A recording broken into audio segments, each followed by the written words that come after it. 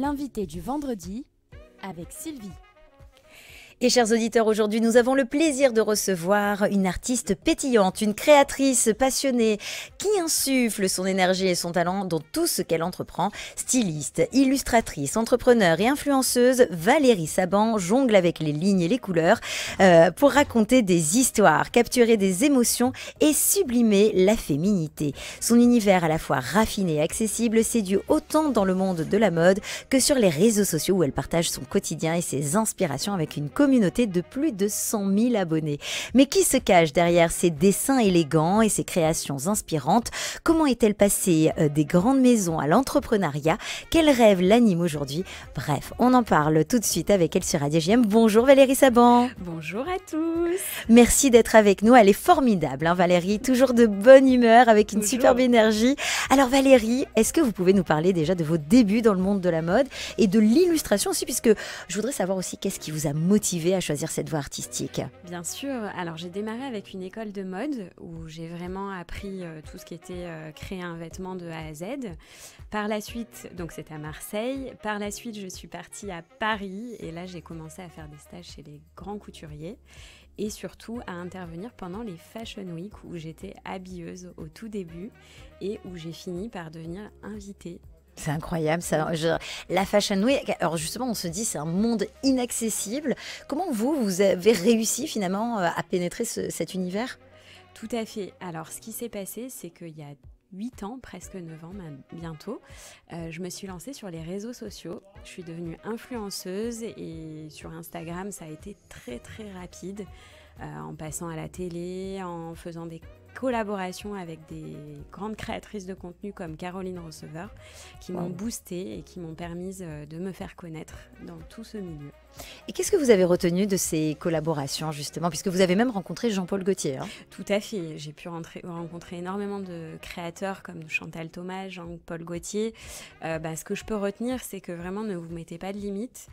C'est un milieu qui est très très fermé, mais malgré cette fermeture, j'ai réussi à rentrer, à me faufiler par la fenêtre, c'est ce que je dis toujours, et à être une pionnière de la mode pour réaliser ma passion et mes rêves.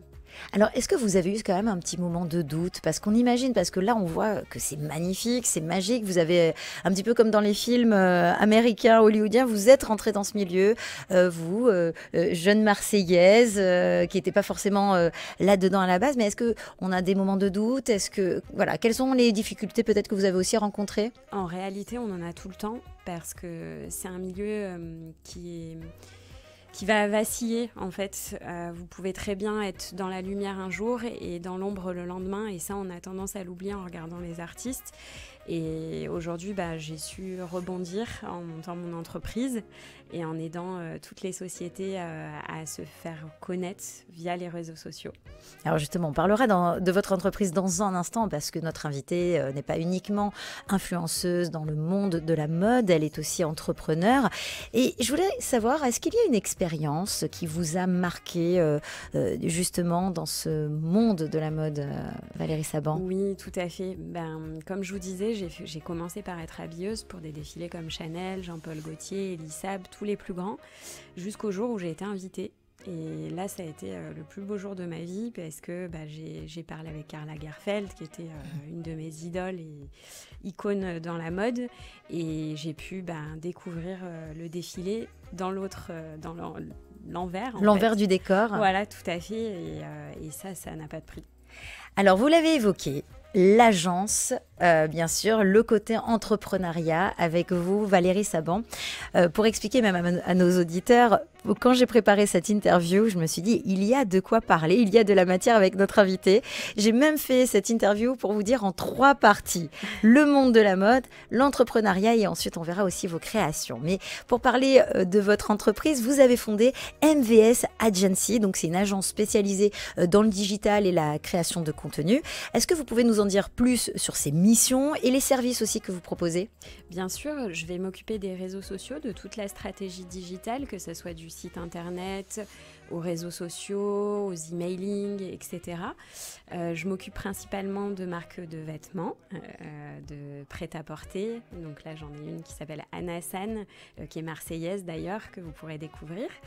Et également, je vais aussi mettre en relation avec les influenceurs. Et quand je dis influenceurs, on parle d'une certaine catégorie, toutes celles qui sont vraiment dans la mode et qui vont créer des contenus pour mettre en avant les vêtements. Alors, un bon créateur de contenu, c'est quoi selon vous, Valérie Saban ? Alors pour moi, un bon créateur de contenu, déjà c'est un qui va apprécier réellement la marque ou la marque qu'il va présenter rentre dans son quotidien. Ça, c'est un vrai influenceur. Des conseils peut-être pour ceux qui aimeraient développer leur marque, leur notoriété également, ça serait quoi ? Bien sûr. Alors la première chose, lancez-vous dans la création de contenu, ça c'est très important. Montrez l'envers du décor, montrez toute l'histoire de comment vous créez vos vêtements, ou ça peut être une marque, ça peut être de la cosmétique, ça peut être un restaurant, etc. Et surtout, n'hésitez pas à collaborer avec les créateurs de contenu qui vont vous aider à booster votre visibilité. Alors ça, c'est un super conseil. Alors, être influenceur, finalement, c'est aussi avoir une belle communauté. Comment vous pourriez décrire la vôtre de communauté et comment est-ce qu'on entretient cette relation ? La mienne est vraiment très bienveillante. J'ai jamais eu de commentaires négatifs ou qui m'ont pas plu. Je reste très proche. Il y en a avec qui je parle depuis 8 ou 9 ans et qu'on s'est jamais rencontrés dans la vraie vie. Mais on garde des liens très proches. Alors malgré que j'ai un peu moins de temps par rapport à avant, où j'étais plus étudiante, mais j'essaye de vraiment garder un lien et n'hésitez pas à venir me parler. Je serai ravie de répondre à vos questions. Alors je le garantis, effectivement, vous avez raison, vous êtes très disponible quand j'ai essayé de vous contacter immédiatement. Vous avez été disponible en me disant oui, je réponds avec grand plaisir aux questions de Radio JM. Alors, aujourd'hui, Valérie, les auditeurs aussi, mais les abonnés recherchent plus d'authenticité dans les contenus, dans ce qu'ils voient aussi sur les réseaux sociaux. Comment est-ce que vous arrivez à trouver le bon équilibre entre contenu inspirant et la réalité du quotidien ? Parce que je sais que c'est quelque chose d'important chez vous. Oui, tout à fait. Ça m'est arrivé aussi de montrer des coups bas ou des moments où j'étais pas bien, tout simplement, comme tout le monde, parce que ça fait partie de la réalité. Et en réalité, c'est vraiment ces moments-là où je me suis sentie encore plus proche de ma communauté parce que justement, les personnes s'identifient et peuvent avoir de vrais conseils via des moments de vie qu'on peut tous avoir au quotidien. Et vous mettez aussi le filtre, le no-filter en hashtag. Alors moi, je les ai notés. Vous savez, pour ceux qui ne connaissent pas, sur Instagram, on peut mettre des hashtags avec plusieurs mots, plusieurs abréviations, etc. Alors j'ai vu no-filter, no-chirurgie et no-retouche sur vos réseaux sociaux. Pourquoi c'est important pour vous de promouvoir ces messages ? Ce qu'il faut savoir, c'est que j'enseigne aussi dans les écoles le marketing digital et mes élèves souvent se font un peu avoir par toutes ces influenceuses qui mettent des filtres et qui font de la chirurgie à outrance, alors qu'en réalité, des fois, on n'a vraiment pas besoin. Je comprends que certaines personnes veuillent un petit peu. Mais je trouve que parfois, c'est utilisé à outrance et non. Donc je me bats pour ça et je n'hésite pas à me montrer sans filtre, sans chirurgie, puisque j'en ai pas. D'ailleurs, notre invitée, je vous assure, je l'ai vue en arrivant, je lui ai dit mais tu es encore plus jolie que sur les réseaux sociaux et plus agréable en plus encore que ce qu'on voit sur les réseaux sociaux. Mais vous avez raison, c'est important aussi de rappeler pour tous ces jeunes qui cachent un petit peu leur visage avec tous ces filtres, qui ne veulent, mais carrément qui changent même leur visage. Il y a des applications pour carrément changer le visage, donc ça fait un petit peu peur. Et vous avez raison de promouvoir ce naturel et c'est un naturel d'ailleurs qui ressort aussi dans vos créations, l'élégance aussi est dans vos créations, puisqu'on va parler aujourd'hui de l'univers de vos créations, mais pas des vêtements, puisque vous avez des œuvres en tant qu'illustratrice qui sont un petit peu décrites comme épurées, romantiques, sensuelles. Vous, comment vous pourriez décrire aussi vos œuvres et votre processus créatif ? Justement, comme j'ai arrêté de travailler dans la mode en tant que styliste, j'ai plutôt été vers la communication et le marketing. J'avais un besoin de m'exprimer et le dessin, ça a toujours été ma passion. J'ai toujours aimé dessiner, montrer mon art. Et j'ai réalisé donc des œuvres d'art qui sont en line art. Donc ça veut dire tout est réalisé d'un trait, ou du moins va vous faire croire que c'est réalisé d'un trait. Et là, on va représenter vraiment le corps de la femme, la féminité. Mais ça peut être aussi... là, dernièrement, j'ai réalisé une œuvre d'art pour Zidane, le footballeur. C'est formidable. Et grâce à ça, on l'a vendu aux enchères lors d'un gala pour les enfants malades du cancer. On a pu récolter une fois 7 000 € et pour une autre œuvre 6 000 €. Et ça, j'en suis vraiment fière parce que c'est grâce à l'art que je peux faire de belles choses et c'est important pour moi de continuer ça sur le temps. Quelles sont vos sources d'inspiration, Valérie Saban ? Alors, mon inspiration, elle peut partir vraiment de tout et n'importe quoi. Ça peut aussi bien être une femme que je vais croiser dans la rue, qui va avoir un geste ou une posture, comme des personnalités, comme dernièrement, j'ai eu en personnalité Hillary Clinton, où j'ai réalisé donc une œuvre à son effigie. Mais voilà, je ne me mets pas de limites et je m'inspire au quotidien de chaque moment de vie. Vous croyez que vous allez vous inspirer de Vivement Vendredi, de Noah, la technique qui est avec nous pour cette grande première ? Bien sûr, bien sûr, bien sûr.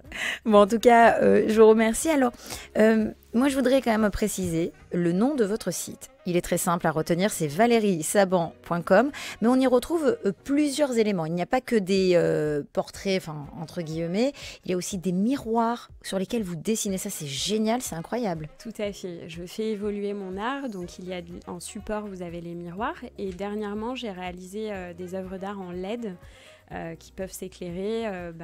Dernièrement, j'ai fait une voiture de luxe, une Corvette pour un client et il a adoré. Elle peut changer de couleur et c'est tout fraisé. C'est vraiment un travail minutieux et on a vraiment une œuvre d'art qualitative. Donc ça aussi, alors effectivement, on peut vous contacter si on a un besoin, parce que c'est vrai qu'on se dit non, c'est une artiste, elle veut faire ses propres œuvres, elle est juste inspirée. Non, vous proposez aussi, c'est-à-dire que vous pouvez avoir une demande d'un client qui vous dit, écoutez, moi j'ai envie de quelque chose d'incroyable, vous me le réalisez. Tout à fait. L'avantage de l'art, c'est qu'on peut le faire sur mesure. Après, comme je dis à tout client, je suis une artiste, donc je vais avoir mon interprétation. Par exemple, une fois, on m'a envoyé une photo d'un bébé au sein. Et moi, j'ai eu mon interprétation où j'ai dessiné une clé de sol qui représentait la poitrine féminine pour que ça reste sobre dans la maison. Et le client a adoré justement mon interprétation artistique. Oui, non, c'est très très élégant. Je vous invite, chers auditeurs, à aller sur le site valeriesaban.com.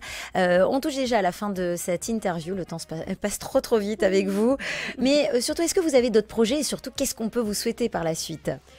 Je vais vous dire, suivez-moi sur les réseaux sociaux, valérie.saban avec 2 B, et je vous dévoilerai tout ça, mais j'ai beaucoup de surprises et encore des œuvres à vous faire découvrir très très prochainement. Et puis aussi, des œuvres et des interviews. Vous étiez à la Fashion Week il y a quelques temps. Avec ça s'est bien passé ? Oui, tout à fait. La Fashion Week, vous croisez vraiment beaucoup de people, de personnalités, et j'hésite pas à vous partager les interviews. Et aussi, si vous avez des questions à leur poser, je n'hésiterai pas à les prendre et à leur poser. Eh bien, bravo. Écoutez, le message est lancé. Moi, je vais vous remercier pour tout ce que vous faites parce que c'est formidable, ces œuvres, de voir une femme aussi dynamique, aussi pétillante. Alors, merci d'avoir été avec nous, Valérie Saban. Merci à toi. Et j'espère qu'on vous retrouvera très, très bientôt. À bientôt sur les ondes du 90.5. La musique se poursuit tout de suite.